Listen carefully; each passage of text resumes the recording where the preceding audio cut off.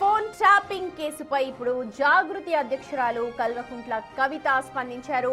కేసీఆర్ ను విచారణకు పిలవడంలో తప్పేమీ కనిపించడం లేదన్నారు. కాకపోతే ఫోన్ ట్యాపింగ్ కేసు వెనక అసలు ఎవరున్నారో తేల్చాలి అని అంటున్నారు. కేసు త్వరగా కంక్లూడ్ కావాలంటూ కోరుకుంటున్నానన్నారు.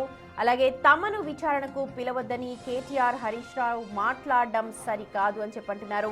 తప్పు చేయకపోతే నిరూపించుకోవాలంటున్నారు. ఇన్నాళ్లు పిలవకుండా ఇప్పుడు పిలిచారంటే ఏదో ఒకటి బయటపడుతుంది అన్న అర్థం చేసుకోవాలంటున్నారు. ఇప్పటికైనా బీఆర్ఎస్ నేతలు ఆత్మ పరిశీలన చేసుకోవాలంటున్నారు కవిత. లేకపోతే బీఆర్ఎస్ పార్టీని ఎవరూ బాగు చేయలేరు అని చెప్పి ఘాటు వ్యాఖ్యలు చేస్తున్నారు Kalvakuntla Kavitha. Honorable KCR Garu was the Chief Minister for last 10 years, so they might have called him and he will answer for it, whatever they have called. So I have nothing to do with it. I am like you, waiting for the result.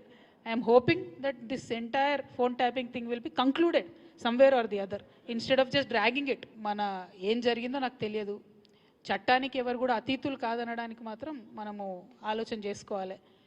Same thing నిన్న కేసీఆర్ గారిని phone tapping పిలిచిన తర్వాత కూడా మళ్ళా working president KTR గారు మాట్లాడుతూ అనేకమైన అంశాలు చెప్పారు. విచారణకు పిలవడం నేరము ఘోరము అన్నట్టుగా మాట్లాడినారు.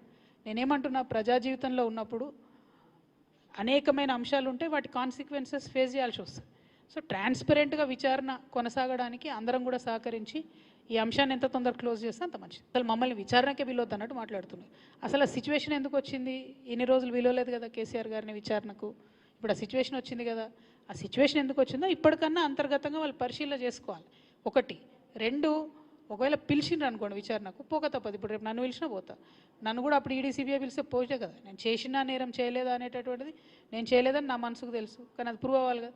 ఇప్పుడు కూడా అదే జరుగుతుంది. సో చట్టానికి అందరం కూడా సహకరించాలి. పిలిచినప్పుడు పోతాం.